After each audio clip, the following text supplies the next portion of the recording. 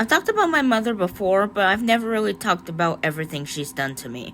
I go to the police, but I don't think a police report would do any good for me, for many reasons. However, I can no longer stay with her safely, nor can I stay silent. This video is a testimony involving my mom's actions and how they've affected me over the years. For the sake of my own safety and the safety for the rest of my family, I will not be referring to anyone by their actual names. This video is purely informational in nature, and it explains what I've been going through and why I'm trying to escape in the first place. After this point, this video will contain discussions of alcoholism, child abuse, implications of sexual assault, self-harm, and references to suicidal thoughts and tendencies. My mom's drinking started affecting me and my family when I was 10. It was incredibly stressful for me and the rest of my family, but my father especially. He just wanted to make sure that me and my siblings grew up to be the best people we could be, but dealing with my mother's drinking at the same time was putting a lot of stress on him. It caused him to develop anger issues, which often arose whenever it came time to discipline me or my siblings. Eventually, things got so bad that when I was 11, the police and CPS had to get involved. As a result of that, though, my dad took anger management and parenting classes, and now he's a much better parent and doesn't resort to violence anymore. However, I wish I could say the same for my mother. I was the last of my siblings to accept the fact that my mother was an alcoholic. Even when my youngest sibling realized the fact, I still childishly clung on to my mother because, well, she was my mother. Just because she apparently had a problem, that didn't mean she cared about me any less, right? But slowly but surely, I started to doubt the fact. I started finding glasses of wine in the cabinets, and sometimes she would be asleep on the couch for hours and hours at a time. Once she got drunk and we got into the argument. I don't remember what it was, but I do remember that she got in her car and left me home alone for the rest of the night. I was only 12 years old at the time. Not even remotely close to the age where parents would consider leaving their child home alone for a night. Before that day, I don't think I've ever cried myself to sleep any harder. But it all came to a tipping point when I was 13. At the time, it was just me and my mother, all alone. My siblings were in Colorado visiting a family member for the summer, and my dad wasn't allowed to see me or my siblings until he finished his anger management and parenting classes. At the time, I was really hyperfixated on the Smashing Pumpkins band. I don't know why.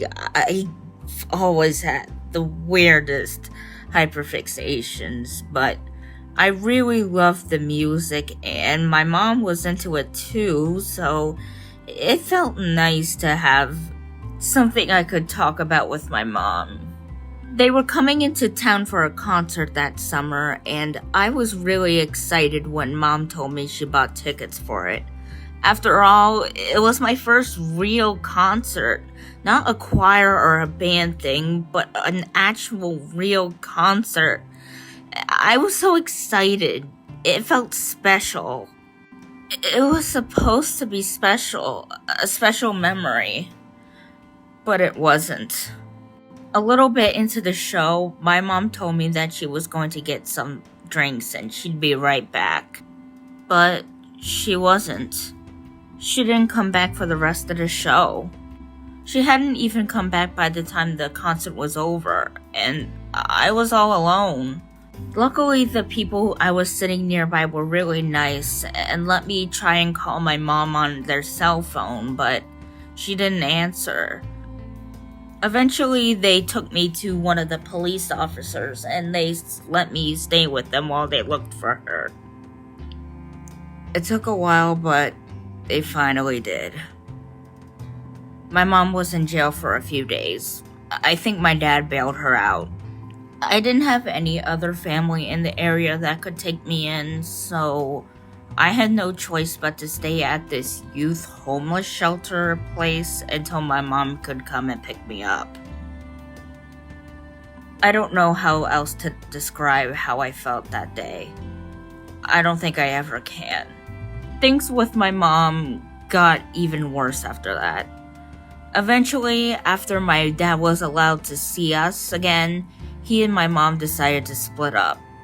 They were really never married, so there wasn't any divorce court arrangements to be had. At least, I don't think so. I'm not sure. Me and my siblings would bounce from mom to dad's house from time to time for a while, but eventually I started living with my mom full time. And then the pandemic happened. The pandemic was hard. Everyone who's lived through it can say that. But being stuck with my alcoholic, abusive mom for over a year, I didn't take it well. Not in the slightest. I ended up thrusting myself into the online relationships I'd made at the time as a means to cope. I didn't care that it was toxic. I didn't care that it seemed like I was the only one putting in any effort. I didn't care that the stuff that me and some of them forced me to talk about made me feel all dirty and icky and gross inside. Anything else was better than having to deal with my mother for as long as I had to. As far as I was concerned, being abused and neglected by my online friends was better than the alternative. I don't talk with any of them anymore, but that doesn't mean things with my mom got better. As I got older, she drank more and more. A lot of the time, she would just scream stuff at me, call me a slut, a fat pig. It goes on and on. A lot of the time, though, she'd get violent with me. She'd hit me with her hands or with kitchen utensils. She'd pull at my hair and my clothes. She'd try choking me at several points, pressing me against the back door. Sometimes she'd even lock me out of the house. Around the time when I was graduating high school, it was getting so bad that I thought she'd actually mean it when she said I had to get out of her house or she was going to kill me. I know that I probably should have involved the police at this point of time, but with all the shit that I've had to go through with the cops and CPS when I was younger, I didn't think they'd do anything to help me. So for a long time, I felt stuck, trapped, and it really affected me mentally. My negative mental health came to a head when I was 16 years old. That's when I started developing suicidal ideation. I've always been a little bit scared of death. I mean, I never really knew what to believe waited for me after life, so the idea of dying scared me.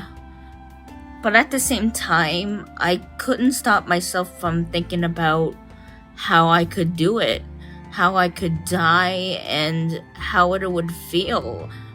What would happen if I ate all of my melatonin gummies? What would happen if I just ran into oncoming traffic? Would it hurt if I just hung myself in my bedroom with a charging cable? It went on, and for a long time, I just thought it was okay because, well, I had no intention of, killing myself. That didn't mean that I was suicidal, right? Looking back, that was one of the biggest warning signs that I wasn't okay here, that I wasn't safe. Because normal kids, they don't fantasize about death like I did. They don't sometimes wish that their abusive mother would just one day choke them to death because at least that way she wouldn't hurt them anymore. Because in death, at least they wouldn't be hurt anymore.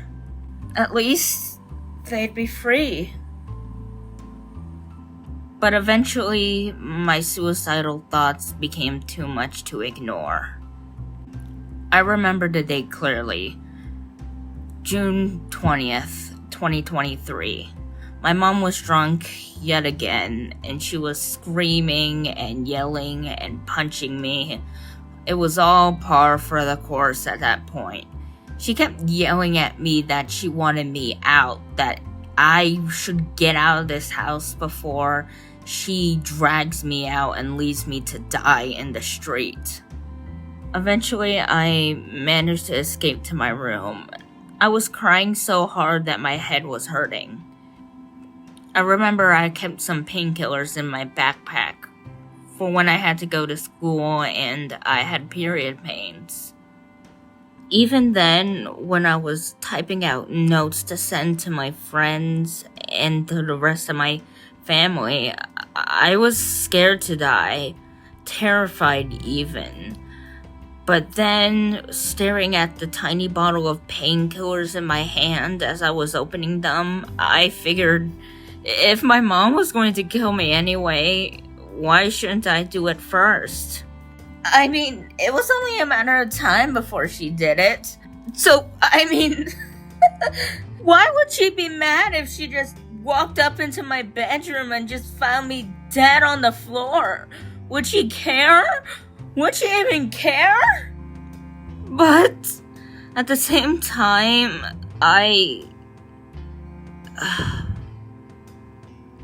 even today, I'm still not sure what completely stopped me from going through with it. I'd like to think that it was my friends, but at the same time, there was something else. Something else that wanted me to keep going despite everything. And I did manage to find my way out, but it was short-lived. I found myself back in my mother's house in less than a year. Not by choice, mind you. I would rather do literally anything else than go back to her, but I didn't have anywhere else to go, and I couldn't have found a place to stay that I could have afforded at the time. She's been drinking even more than she ever has before. Whenever she's not at work or doing errands or going wherever she goes, she's sitting on the couch drinking. Sometimes she ends up drinking through the huge boxes of wine that she buys with every grocery run and ends up leaving the house and drives drunk to the nearest corner store and buys wine there. It's all so terrifying, and as much as I want to do something about it, I know what would happen to me if I spoke up. I don't even feel safe at home anymore if my mother's home, and I don't have anything that I can go out to do or anything. I have to lock myself in my bedroom for hours and hours on end, depriving myself of doing basic things to survive, like going to the bathroom or getting food or water, because I'm afraid I'll run into my mom when she's drunk, and I'm afraid that I'll accidentally say something to anger her, and before I know it, she'll be yelling and screaming and trying to kill me. I don't know how to end off on this exactly. I do have a job and I'm trying to work on getting the funds to move out. But honestly, at the same time, I don't know if I can stay here for much longer before something bad happens to me, whether at my mom's hand or maybe my own if it gets that bad. I'm just gonna leave off by thanking you for watching, and if you can, I'd appreciate if you donate anything to help me get out, because I can't do this anymore. I'm sorry.